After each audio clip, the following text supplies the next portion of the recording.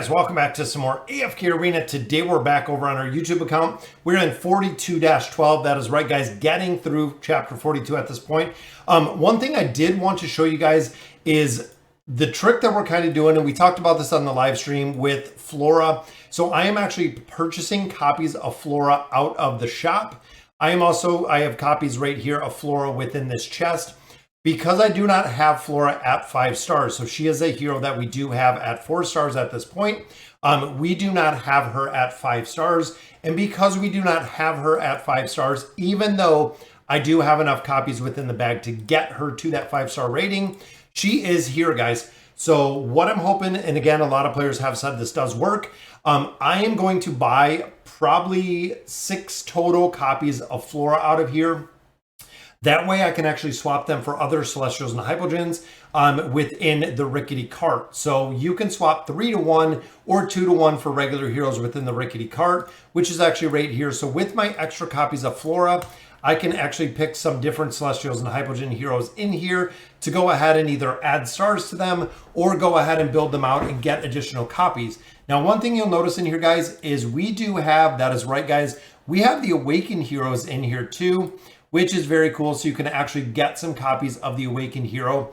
So I feel like it is a way to kind of cheese this. And I'm not sure if it is for all of them. I didn't know if you had to be ascended to get it, but there we go, guys. So we can also cheese this. So essentially, if I get 6 copies of Flora, I can swap that for 2 copies of the Awakened version of Thane or Brutus, whoever it may be. We can go ahead and just swap copy for copy. So I can do the 3-to-1 swap, get the Awakened heroes out of here. This is going to save me an incredible amount of cards. And that's really the thing that I'm thinking is when it does come to our time emblems, these are super important, guys. They run about 500 gold each out of the shop, but you only get 1 a day, which is the reason why I've said from the beginning, buying these out every single day, guys, is super important right here because you only get a super limited supply. Now, within the King's Tower, of course, we have been farming up a lot of towers. Tower of Light and the Celestial Tower, the Inferno Fortress, all 3 of those at this time do yield those time emblems. So we have been pulling them out of there. In addition, guys, we know when Brutus drops, Brutus is the new Awakened hero that you can actually see right over here, the absolute diesel lion that he is. Once this does drop, they are going to backdate us or prorate us the time emblems out of the Mauler Tower. Same exact thing happened with the Tower of Light. When Awakened Thane dropped, they gave us a bunch of the time emblems. Same thing is going to happen again with Brutus, is my assumption, that when they drop the Awakened version of Brutus, depending on the floor that you're in, you're going to be able to pull a bunch of cards out of there, which is very cool. So in today's video, guys, we're going to try to get through 42-12. We're trying to make a solid progression through here. Looking at the level deficiencies, I think we're like 178, 177. We're roughly there, guys. I have been pushing, and we have also been completely farming for power leveling. The Resonating Crystal, we have still power leveled an incredible amount within here. I feel like this battle, we are going to have to auto. If you notice, guys, Mahira can actually be caught up in ulting entirely too fast. Right there was pretty good, but the Mesmerize effect is not going to stay on there because, of course, we don't have the extended duration within this formation. We did try this in the live stream, but because we don't have Khazard in here, remember, Khazard does a 60% duration increase, which is huge, guys. It is absolutely massive, the duration increase that we can actually do in here. With just the single +30 signature item of Khazard, it makes an incredible difference.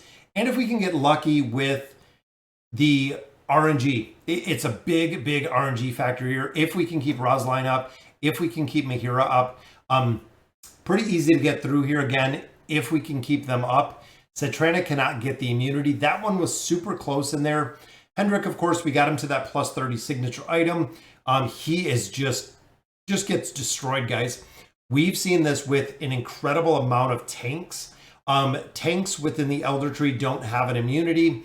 If the heroes do not have an immunity, which Hendrik does at a +60 engraving, but naturally, if the heroes are missing an immunity, like what we see from Alna, like what we see from Grez, they're just absolute fodder. They will get destroyed. Such a very, very fast, guys, that they just get crushed. It's kind of crazy to see without that immunity that there isn't really anything that you can do to mitigate the damage or mitigate the factors that tanks have. And there we go, guys. She went immune, which of course is really tough. We know Rowan is just going to chain alt. I think we're going to run out of time in this one, but it was super close. Overtime, it would have, that RNG would have worked. Just need Rosaline to put out some more damage. If Rosaline dies early, like we seen right there, guys, it's pretty much game over. Even Aziz with the energy battery, not going to take down these targets fast enough to go ahead and do enough damage. And of course, we do have to get through the Thorin cheese, guys. You seen it right there. Cetrana was on top of Thorin, and they were fighting it out over and over and over again. So again, I feel like we're going to have to take this off, guys. And I feel like it's going to have to be off auto to get this working. We're going to, again, have to keep Rosaline alive. Because if she dies super fast, we want to try to get Mihiro's ult off as fast as possible. Right there, guys, we still had the targets up. Do a small delay in there. And it's got to be, let me get my keys up. This one's going to work again. If we can get Mihiro to get the potion up before they die. The RNG aspect in here, guys, is horribly, horribly tough. When you start getting into these level deficiencies, again, Rosaline has to drop back earlier than that to get it to work. And again, I know the RNG factor, guys. Even there, guys, trying to get Rosaline to auto the second time. There we go. That one was early.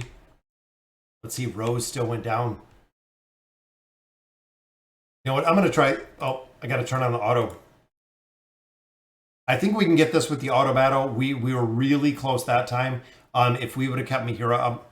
Now, with the new patch that is coming, now Tuesday, tomorrow will be the patch.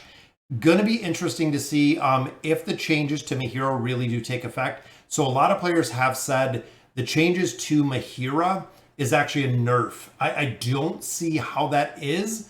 But again, that's what a lot of players have said. And I don't know why Mihira didn't alter right there. But again, a lot of players have said that the changes to Mihira are indeed a nerf, which again, I don't see where, considering they're going to be buffing, you know, a lot of different heroes, where the nerf comes in. But I feel like this stage, this is going to be problematic in here, guys.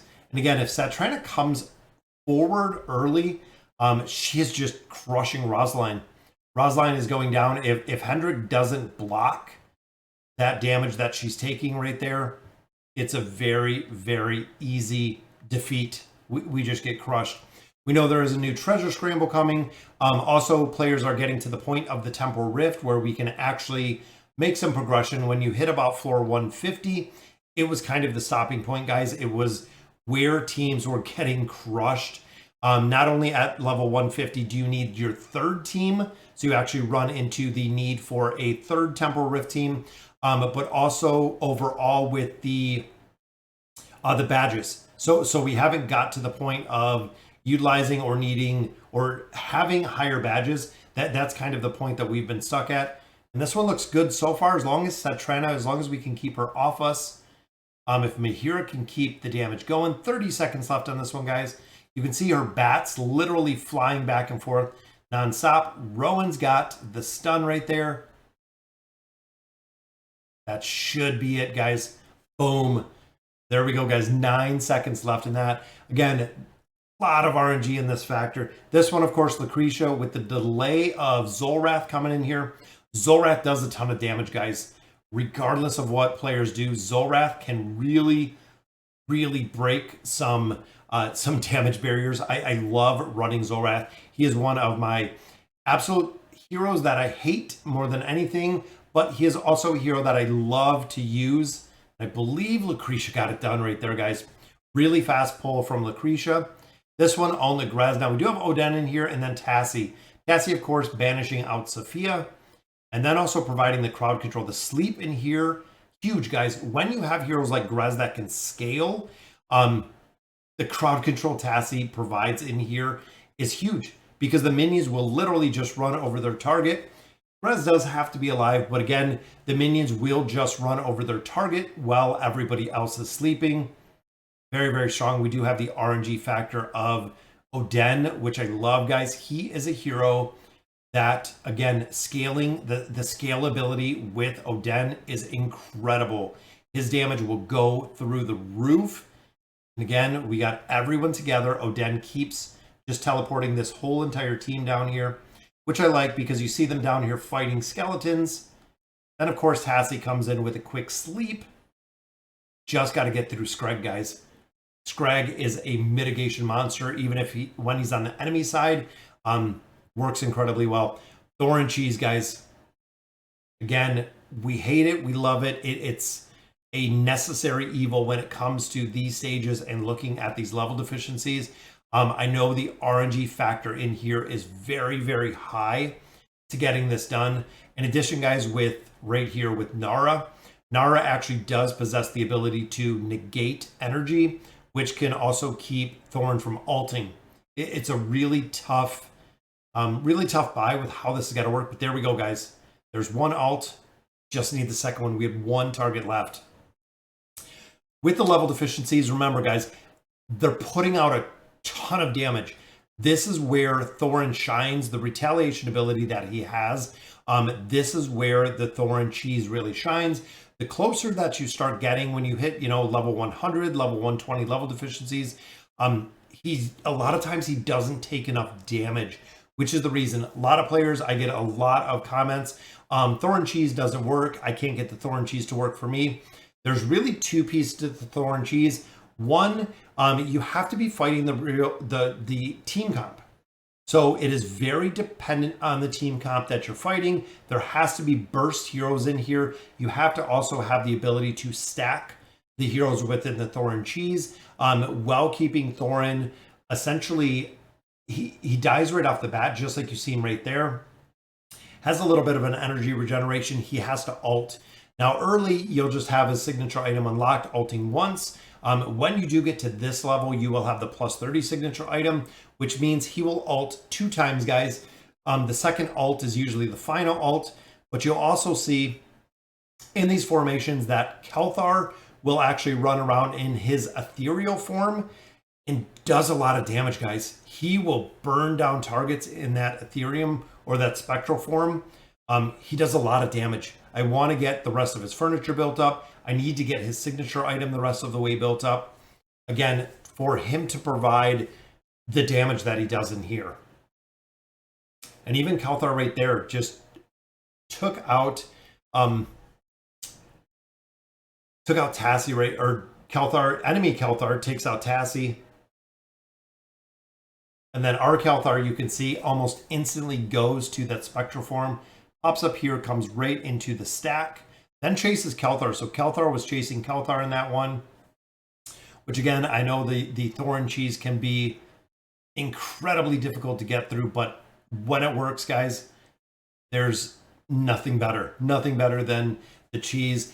Also with the non-macroing, just with them adding in the auto battling feature to AFK Arena, in the Rift, in the towers, in the campaign stages, it's just a matter of time.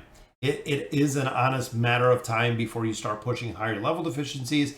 But also remember, guys, with the dynamic campaign, the more that you're making progression here, the more that players are pushing, such as myself and Sono Rez, where I'm about 4 stages behind him, but it gets easier for all of the heroes that are coming behind, which again is a really big factor to remember.